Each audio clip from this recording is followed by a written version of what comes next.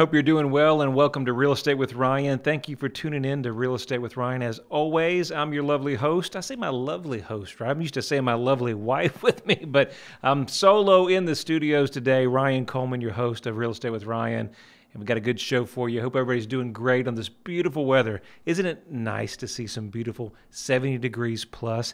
Really have some better weather. I know it is. It was kind of shocking whether you wear a jacket today, you don't wear a jacket. Do we go short sleeve shirts? I know my partner, producer, Daniel, was like, well, it's time for shorts. Is it time for shorts? Well, it might be that time soon, but you never know in East Tennessee weather. That could change on a dime. So we're crossing our fingers, and hopefully we have better weather ahead and we can excel in the housing market. So April couldn't be with us, one of those busy days today, so she's in and out of the building. So it's just me, studios, by myself. So got a lot to talk about, been very, very busy. Got a good show for you. We've got a couple of things that we're going to talk about today. So we'll talk about the housing economy across the area. We talk about how that market is going up in the last 2 years, how that's been on a steady incline. At some point, all good things come to an end. But we're looking at some of these things across the country where we're seeing evictions are starting to look a lot like the subprime market. And so we're seeing a lot of evictions, not just where they didn't pay their bill or rent burden. So a lot of other evictions are coming on the way. I've got an article, so let's start with that we're seeing that the evictions are actually increasing across the country. Kind of a sad scenario, but wanted to talk about that and things that you may need to know. These are things that we got to talk about. So one study that came out that not all evictions are created equal. The Georgia State University did a examination of several evictions filing that were done repeatedly by landlords against the tenants. And a lot of those were with a lot of fees where tenancies came for excessive fees, excessive late fees. And as a reminder, nearly half of the Americans are rent burdened, which means that more than 30% of rent, 30% of their income goes to rent. They say homelessness is on the rise. And so that's kind of what we've been talking about for so long, the housing market or where we're at. And so we talk about some of the numbers on the market of, we did a stat show last week of kind of some of the sales and numbers of what to expect in the market, what you're seeing. One thing we don't talk about is this factor, the evictions, the affordable housing in the marketplace for people that just can't afford the higher end incomes. What do? 30% of your take home is going to rent. In some cases, I was just listening to my good friend Dave Ramsey, 50% of your housing allowance is going to your mortgage or your rent. So that's very, very dangerous. And you're seeing that, but there's just not safe housing for lower income. We're seeing a lot of that here in our market as well. A big factor is that you see that move-up market. We talk about it all the time. People are just not making much product of the lower income or the more affordable housing. Makes it very, very challenging when the market's good. You as a landlord, obviously, the landlord wants to get the most amount of rent, and so their peak valley. And then some of the stuff that needs a little bit more work, needs some improvements, guess what? It's not somewhere you'd want to live, but that's all that's available. And so those are the challenges in the marketplace, not just for purchasers, just finding an affordable renting market. I know the Knoxville rental market is extremely, extremely expensive. So very frustrating there on that process. These are things that we saw back in the housing crisis, things that troubled us and that we had to deal with. We'll go over there to the Georgia state. This article that I'm reading was about in the state of Georgia. It said a lot of these evictions could be predatory. Filings can be beginning enforced the removal process, but they're a frequent tool to enforce and collect rent that they owe. So what they're talking about is a lot of times that the tenant will get behind, the landlord will go down there and file eviction and fees to kind of force the tenant to pay, and it becomes an absorbent process for the tenant, the landlord, and eventually they just can't pay. They can't afford that, and that's why we're seeing a lot of evictions come across the area. I think one of the biggest challenges that's out in the marketplace today in the rental is that affordable housing product. And what do you do about it? We've talked about the last 3 or 4 years, the challenge in that with the housing crisis of 2008, you want to say, in 2012, we had a lot of builders that were not building at all. And there was a stat, I think, a couple weeks ago that I saw that even if the builders keep building at this pace, I think across the U.S. we were still 1 million or 2 million homes short. Now, the challenge that we're seeing now, that's a combination of with the market and the housing, there's been a lot of rental refinance, people that either were going to move, lower their payments, so they've done that. Renting was not either an option for them. And then, of course, we'll talk more about this, but people that are graduating from college, millennials, are getting into the marketplace, we're watching them live with their parents. We're watching them maybe not jump into the housing market right away. And so because everything's so expensive, you can't find anything. And that's one of the questions we had today. I want to segue into this because we had a question from the viewer on Facebook, and this kind of ties into the kind of affordable housing and kind of everything that we're dealing with on the basis. It says, what ways can millennials buy a house in today's economy where the average income is about $40,000? And that was from Chris. Chris, that's a good question. And, $40,000 several years ago would go a lot further. In today's economy, everything's so expensive. But the first thing you want to do in the housing market, there's still a lot of great opportunities. The first thing you want to do is start with a good foundation. The first foundation that you want to do is get your employment, get your career, or where you think you're going to be in the field. The last thing you want to do is get into housing or purchase a long-term investment, and then your housing or your career is not there. So those are important things. Know what field you're going to stay. If you're coming out of college, if you're in your trade, or if you're moving around, if you're not sure, renting is a great option. Even if it may be higher, it's easier to terminate a lease in 12 months or 6 months or have favorable terms to maybe purchase a home where the market is kind of the top of the marketplace and there's not a lot of equity there. A lot of our millennials or first-time buyers that are entering into the marketplace, that challenge of coming in with that large down payment is a big factor, right? Coming into the marketplace with a big down payment, sometimes it's just not there. And we've got a lot of great programs for our veterans, our first-time buyers. We have some THDA and along with some FHA products that really have some low down payments. That being said, the lower the down payment when you get into the equity, if you need to sell it, costs, fees, commissions, maybe the market's different than you were a year ago, you could find yourself owing more money on the home than what you're able to sell it for. Then that could either be a double-edged sword. So I would say first start with that. Start with your career. Number two, you want to get pre-approved. You want to know what you can afford. Kind of do an example. We've helped a young couple here recently, and we looked at the housing market as a rental to see if that's an option.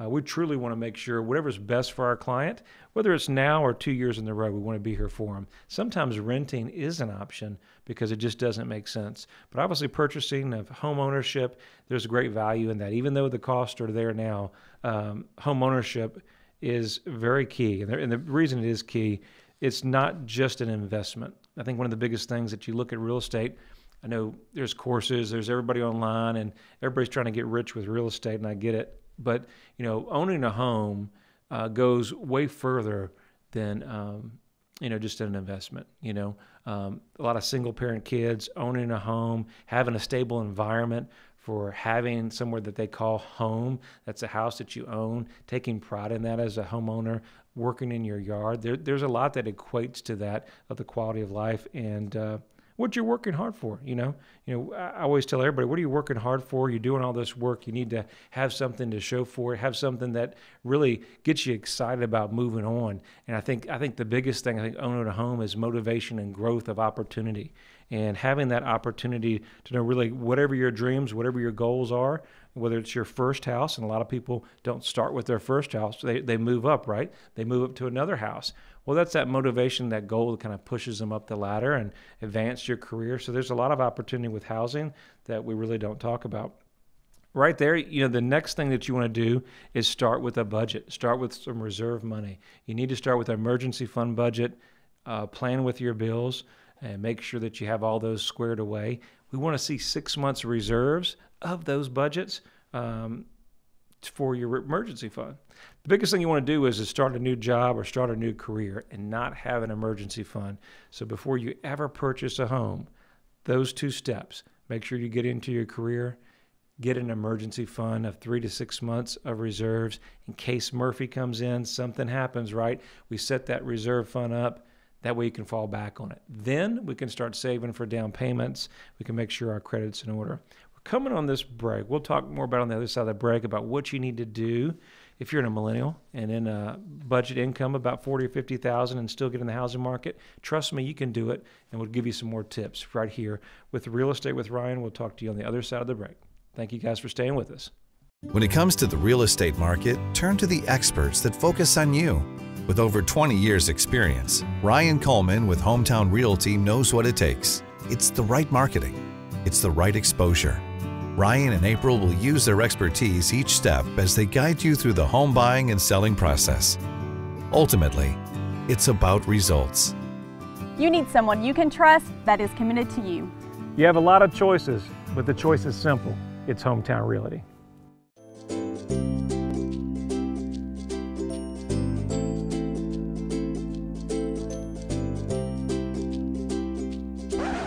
Is it time for a new place? Ryan Coleman with Hometown Realty has the experience to sell your home quickly and help you find the right home for you. And if he can't sell it right away, he will buy it himself.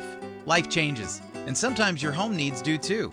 Buying or selling, turn to someone you know you can trust. Ryan Coleman at Hometown Realty. Well, thank you guys for coming back to Real Estate with Ryan. I'm Ryan Coleman, your host as always. And on the other side of the break, we were talking about, we had a caller through Facebook or a message in, and we're talking about millennials in this marketplace. Like, what can you do if you're in the marketplace, you want to purchase your first house, and how do you do that on a budget of $40,000 or $50,000? It's a great question that Chris gave us, and it's challenging. But we were talking on the other side of the break, we talk about the emergency fund, which is number one, because you don't want to enter in any purchase, especially, a real estate purchase, without a budget and a reserve fund. Number two, you want to save for your down payment. Ideally, we're big Dave Ramsey ELPs. Dave is big on this. We talk and we preach about this. This is where you won't see a lot of people talk about it. But if you can do it, obviously on your first house, that's the greatest way to do it. So number one, if you're going to get a loan, which everybody's going to have to do on your first home, ideally you want to do a 15-year mortgage. Now, there's some exceptions to that, and there's some challenges with that. Being it's your first home, a lot of times that your payments on a 15-year are a little bit higher than you can afford on the 30. And I get it. You want to get into the market. The rates are really, really low. So if you can do a 15-year mortgage, that is the best move that you can make. Now, they also make 20 years and 25 years. All that means is, let's say you're paying $1,000 a month. If you have a 15-year mortgage, you can see that the interest would probably almost be in half. So you'd have $500 to principal and about $500 to interest. Not exact math there, but it's way different on a 30-year. So let's talk about a 30-year. If you have a 30-year mortgage. Now, the cost of a 30-year mortgage, the reason that Dave and everybody that is talking about what the best move is for your mortgage, it's going to be a 15. A 30 years almost, if you ever worked we have this thing called a truth in lending statement, kind of our finance breakdown. And if you ever bought a home or if you purchased a home, you'd see that on a 30 years, it's called an amortization schedule, right? And if you see, well, I bought the home for $200, at the end of 30 years, it will cost me $400. So it doubles in interest. So the 15-year takes that down about half. Okay, it's not exact math, but half is pretty close to that. And so it cuts down half your interest, and then you pay the home off at half the time. That's number one. But sometimes it's just not there. So I would say at least do a 20 to 25-year loan. That's very, very feasible. It's going to save you on some interest. Next step, the rates are good. You want to make sure that you get with a lender that's not going to charge any fees, any processing fees, any junk fees, and you want to make sure that you get your credit pre-approved. Being that it's your first home, lenders are very, very strict on credit, and they want to make sure that you have a certain credit score to meet the criteria. We have some lenders in the area that we work with that are referral partners of our Dave Ramsey group that do not even judge credit score and do not even have to have a credit score. So there's a lot of financing. I think the next step at this point, Chris, would be you want to get with a great agent, get with an agent that's going to help you walk you through this process.